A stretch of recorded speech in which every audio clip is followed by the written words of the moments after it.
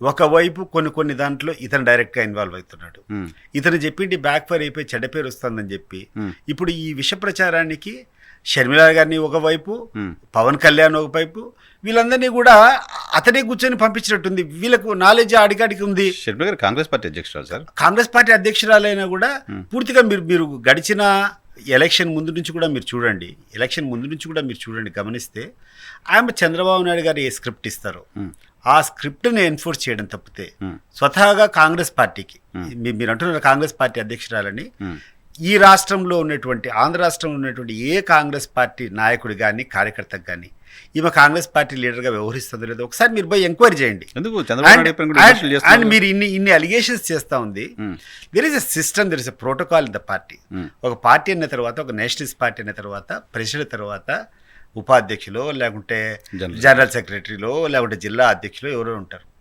ఈమె ఒక్కరూ మాట్లాడుతుంది తప్పితే జగన్మోహన్ రెడ్డి గారి వ్యతిరేకంగా వాళ్ళ పార్టీలో ఎవరిని ఎక్కడన్నా మాట్లాడినటువంటి కేసు మీరు చూసారా వైనారన్న? Let us be fair. News paper మీరు చదువుతారు, నేను చదువుతాను, లేకుంటే అలిగేషన్స్ మీద, డిబేట్స్ మీద రకరకాల వాళ్ళు వస్తూ ఉంటారు. ఈమెకు సపోర్టింగ్గా ఈయన పార్టీలోనే, ఈమె కాంగ్రెస్ పార్టీలోనే ఇంకొకరు ఎవడన్నా మాట్లాడుతున్నాడు. కాంగ్రెస్ పార్టీలో ఆమెకు యాక్సెప్టెన్స్ లేదా? 100% కాంగ్రెస్ పార్టీ కాదు, ఏ పార్టీలో కూడా ఉండదు. ఇప్పుడు ఆమె చేసేటువంటిది ఒక దాయాదుల పూర ఆమె నడుపుకుంటా ఉంది. ఆమెకు షీ ఫీల్స్ ఏదో నాకు ఇంజస్టిస్ జరిగింది కాబట్టి నేను కసి తీర్చుకోవాలనేటువంటి, ఆమె పర్సనల్ వెంజెన్స్ తీసుకోవాలనేటువంటి ఆలోచన తప్పితే, నేను ఒక పార్టీ అధ్యక్షురాలు, ఒక పార్టీని నడిపిస్తున్నాను, ఈ పార్టీ నేషనల్ వైడ్ పార్టీ, ఈ పార్టీ భారతదేశంలో అనే పెద్ద చరిత్ర ఉంది, ఈ పార్టీకి అధికారంలో తీసుకోవాలనేది కాదు ఆమె లక్ష్యం. ఆమె లక్ష్యం అంతా ఒకటి, దాన్ని అడ్డబెట్టుకొని జగన్మోహన్ రెడ్డి గారి మీద దుష్ప్రచారం చేయడము, ఆ తర్వాత దానికి తగినట్టు చంద్రబాబు నాయుడు స్క్రిప్ట్ అనుకూలంగా. సార్ ఏంటి దుష్ప్రచారం? నా మీద సోషల్ మీడియాలో తప్పుడు పోస్టులు పెడితే వాళ్ళని అరెస్ట్ చేయలేదు జగన్మోహన్ రెడ్డి గారు అని ఆమె మాట్లాడితే దాంట్లో తప్పుడు ప్రచారం ఏం కనపడుతుంది నీకు? జగన్మోహన్ రెడ్డి గారి మీద ఆమె మాట్లాడుతుంది అంటున్నారు కదా, నీకు I will send you some clippings. నీకు తర్వాత ఇది అయిపోయిన తర్వాత నేను పంపిస్తాను, ఈ ఇంటర్వ్యూ అయిపోయిన తర్వాత స్వయంగా షర్మిల గారి నోటితో షర్మిల గారి మీద ఎవరి మీద అభియోగాలు మోపారో ఒకసారి మీరు చూడండి, నేను పంపించిన తర్వాత. ఈరోజు చాలా ఆవేశంగా ఈరోజు కూర్చొని చంద్రబాబు నాయుడు గారు కూర్చొని అసెంబ్లీలో ఏదో ప్రపంచమంతా అన్యాయం మారిపోతుంది, ఆడోళ్ళను వదిలిపెట్టడం లేదు, ఆడోళ్ళ మాన ప్రాణాలు పోతాండాయి, ఇవన్నీ చెప్పి మాట్లాడుతున్నాడు. Yes, I accept. ఇప్పుడు నిజంగా అటువంటి ఉద్దేశం ఎవరు చేసినా కూడా వాళ్ళ మీద శిక్షించాలి, వాళ్ళ మీద కఠినంగా ఉండాలి. కానీ మీరు ఇక్కడ చూస్తే వైనారన్న, ఒక సిస్టమేటిక్గా ఈ యొక్క కార్యక్రమాన్ని మొదలుపెట్టింది ఎవరు? షర్మిల గారు మాట్లాడినటువంటి క్లిప్పింగ్స్, ఒక 6 సంవత్సరాల కిందట ఆయన మాట్లాడినటువంటి క్లిప్పింగ్స్ మీకు పంపిస్తాను నేను. స్వయంగా వచ్చేసి షర్మిల గారికి ఒక సినిమా యాక్టర్కు సంబంధాలు ఉన్నాయని చెప్పేసి తెలుగుదేశం పార్టీ దుష్ప్రచారం చేసిందని చెప్పి కంప్లైంట్ ఇచ్చింది ఆమె పోలీస్ స్టేషన్లో. కరెక్ట్. హైదరాబాద్ పోలీస్ స్టేషన్లో ఆమె కంప్లైంట్ ఇచ్చింది, పబ్లిక్గా ప్రెస్ మీట్ పెట్టింది. ఆ క్లిప్పింగ్స్ అన్ని మీకు పంపిస్తాను నేను. కరెక్ట్. ఎవరిని ఆ రోజు ఆరోపణ చేసింది? చంద్రబాబు నాయుడు గారిని. అది ఎప్పుడు జరిగింది? టీడీపీ అధికారంలో ఉన్నప్పుడు. టీడీపీ అధికారం కాదు, వైఎస్ఆర్ కాంగ్రెస్ పార్టీ అధికారంలో ఉండేటప్పుడే, టీడీపీ అంతకుముందు అధికారంలో ఉండేటప్పుడే 2014 నుంచి 2019 మధ్యలో ఈమె కుటుంబాన్ని కావాలని చెప్పి అప్రతిష్ట పాలు చేసేదానికోసం తెలుగుదేశం ఈ రకంగా ప్రయత్నం చేస్తుందని చెప్పి స్వయంగా మాట్లాడేటువంటి మాటలు ఆమె మర్చిపోతా ఉన్నట్టుంది. అప్పుడే కదా స్టార్ట్ అయింది. అప్పుడే కదా స్టార్ట్ అయింది. సో ఎవడు దీనికి కారణము? మొట్టమొదట నేను అడిగేది వీళ్ళని ఒకటి, నీకు ధైర్యం ఉంటే మొట్టమొదట ఆ కేసును ఫస్ట్ ఛేదించండి. అప్పుడు ఎవరెవరి మీద షర్మిల గారు అభియోగాలు మోపారు, వాళ్ళని ఎంతమందిని అరెస్ట్ చేశారు, అసలు ఎవరు దీనికి కారకుడు అనేది మీరు ఆ రోజు నుంచి ప్రశ్నిస్తే, ఆ రోజు నుంచి మనం మాట్లాడుకుంటే నిజాలు బయటకు వస్తాయి.